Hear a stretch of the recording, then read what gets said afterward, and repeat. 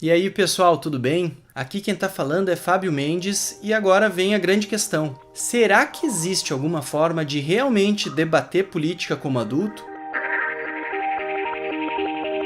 Ou será que vai ser sempre essa questão de convencer quem é que sabe mais, quem é que sabe menos? Essa é uma questão importante, porque se não tiver uma forma de debater, daí realmente só sobra a gente tentar convencer os outros e fazer piadinha de quem pensa diferente. Então assim, vamos lá. Vamos pensar primeiro qual que é o problema. O problema é que, cara, as pessoas elas logo querem ter razão antes de se questionar se tem motivo para ter razão ou não. Parece que o mais importante é eu mostrar para o outro que eu sei, ao invés de mostrar para o outro que eu estou aprendendo. Então, a resposta ela vem sempre com algum tipo de acusação. E se não consegue ter algum tipo de convencimento, a gente não abre mão. E esse está sendo o problema, né? A gente diz que o outro não sabe nada e eu fico aqui com o meu grupinho de pessoas que concordam comigo, cada um se olhando e dizendo, como tu é inteligente, tu pensa como eu, como tu é inteligente. E aí vem já a segunda coisa, né? Esse é o problema. Mas a gente tem que entender por que é assim.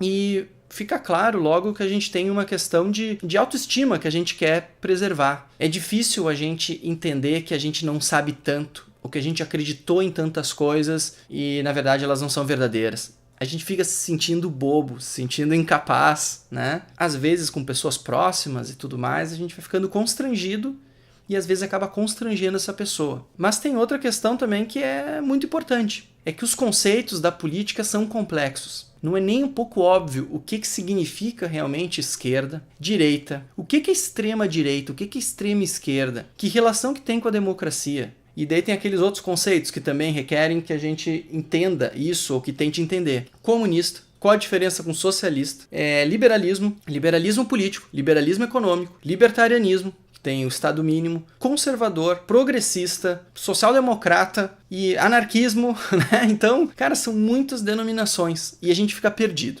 Então eu fiz o seguinte, eu tenho tratado com meus alunos na forma de um esquema e um espectro entre extremos, extrema esquerda, extrema direita. Vamos colocar aí na tela para ter uma ideia de como é que funciona. Então, assim, a gente tem aí um espectro que mostra assim, organizado aqueles conceitos, pensando que alguns são de extrema, e outros que são de centro. E nesse meio, cada uma desses conceitos ocupa uma área que, vendo na vertical, eu consigo pensar se aquilo ali está dentro do centro-esquerda, está mais para a direita, está mais para a esquerda.